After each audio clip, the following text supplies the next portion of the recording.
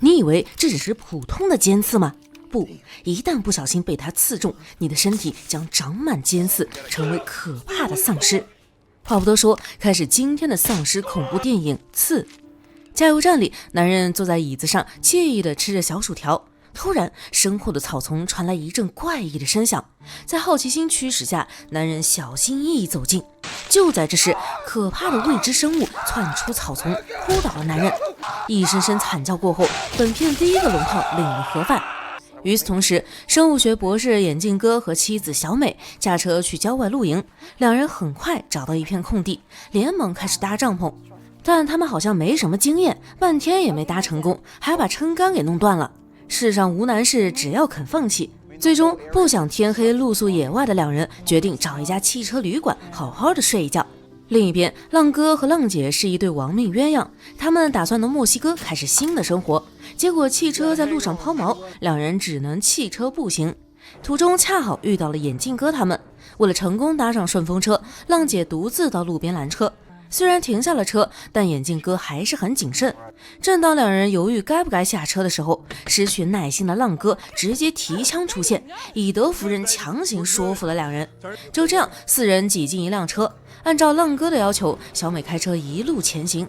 晚上，汽车不知撞到什么爆了胎，换胎时浪哥还不小心被刺了一下。定睛一看，轮胎上竟然插满了尖刺。顺着路面上的血迹，眼镜哥和浪姐发现了被撞的东西，是一只刺猬，已经被撞得四分五裂。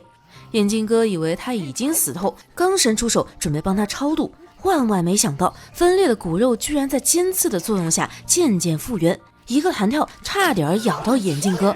这一幕让浪姐大吃一惊，连忙朝刺猬开了两枪。作为生物学博士，眼镜哥也无法解释这种邪门的现象。此地不宜久留，四人连忙驱车离开。扎满尖刺的轮胎则被丢弃在了路边。他们哪里知道尖刺好像有生命，正在急速生长。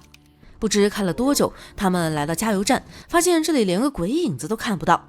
兵分三路，眼镜哥负责给汽车加油，浪哥和小美前往便利店找物资，浪姐则一个人去厕所方便，结果门怎么也打不开，好像被什么东西堵住了。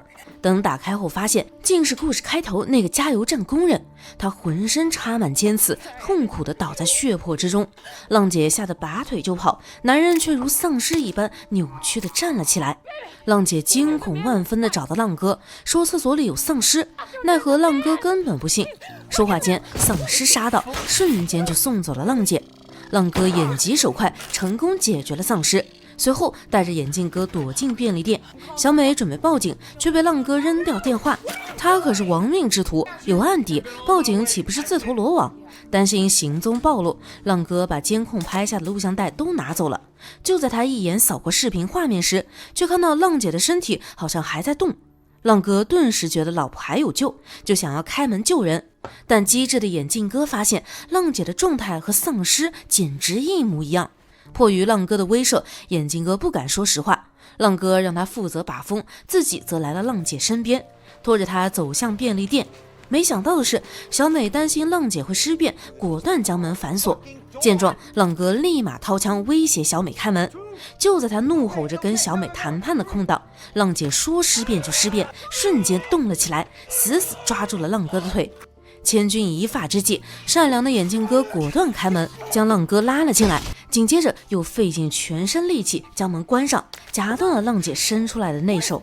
可接下来的场景彻底震慑住了三人，浪姐只剩下半截的手，不仅自己会动，里面还长满了尖刺。多亏浪哥举起一麻袋沙子，这才将他彻底拍扁。身为博士的眼镜哥从未见过的生物体，赶紧凑上前观察。研究一番后，他告诉另外两人，黑刺似乎无法单独生存，必须寄生在其他生命体内。信息量太多，两人还没来得及消化，门外传来动静。只见浪姐扭动的身体站了起来，随即开启疯狂撞门模式。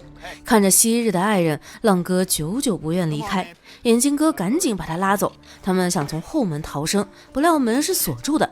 眼镜哥跑到厨房找钥匙，半天一无所获，最后在浪哥的提示下拿来螺丝起子。绝望的是，虽然木门打开了，但外面还有一扇上了锁的铁门。就在三人以为要困死在这里时，门口突然出现一个女警，她一眼认出浪哥，让他放弃抵抗，赶快投降，并且通过对讲机寻求警力支援。眼镜哥和小美激动地告诉女警，外面有丧尸出没，快点躲进车子里。女警当然不相信，当看到玻璃门上的血迹时，她震惊了，质问三人到底干了什么好事儿。这时丧尸突然从屋顶掠过，掉落的尖刺插进女警脸上，还没等她反应过来，就被丧尸残忍虐杀，下半身留在门口，另一半则被丧尸拖到屋顶。失去唯一的求救希望，小美崩溃不已，一波未平一波又起。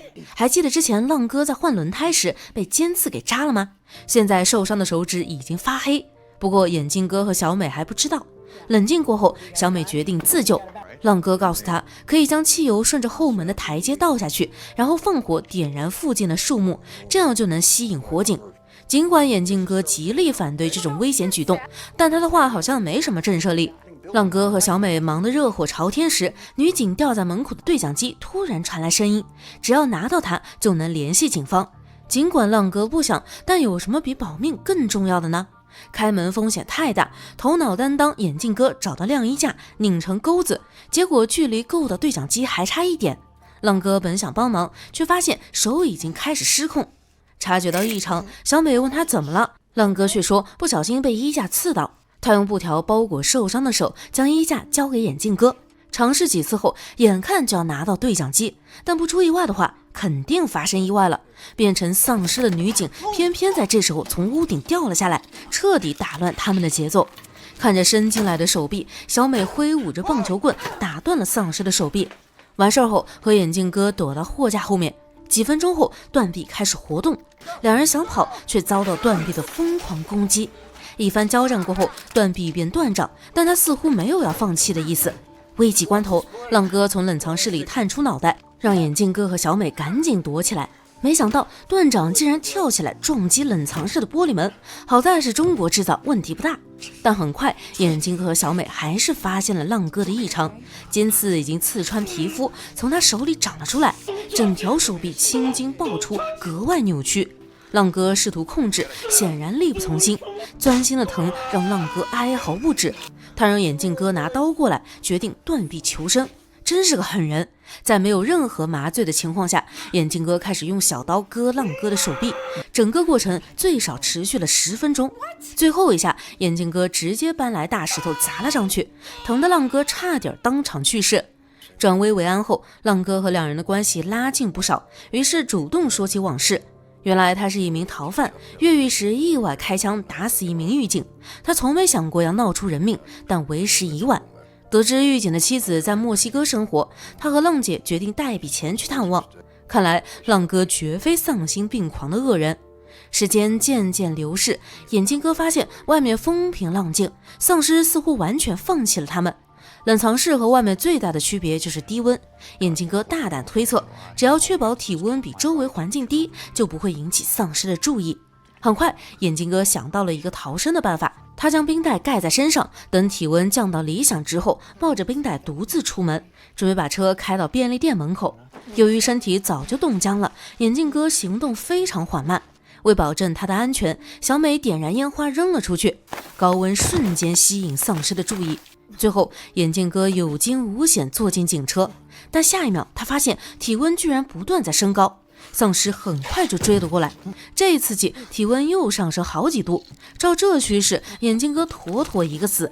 浪哥发现不对劲后，冲到外面，利用烟花引开丧尸，但鸡贼的丧尸这回没上当，直接冲进便利店。小美拉着浪哥躲进冰柜，这才逃过一劫。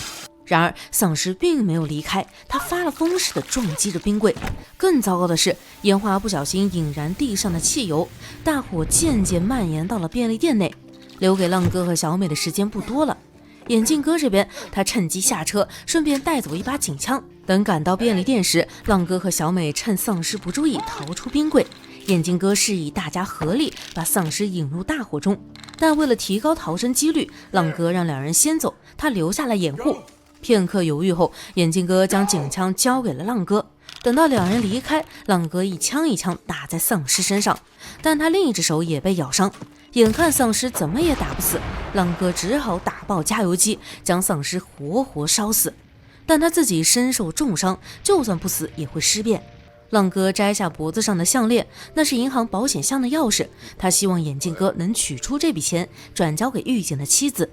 催促两人离开后，浪哥开枪引爆了整个加油站，也算死得轰轰烈烈了。作为一部小成本电影，影片剧情很饱满，节奏也很紧张，最后逃犯洗白的情景甚至有些感人。其实寄生题材的恐怖片数不胜数，但这种尖刺形象第一眼看上去还挺惊艳。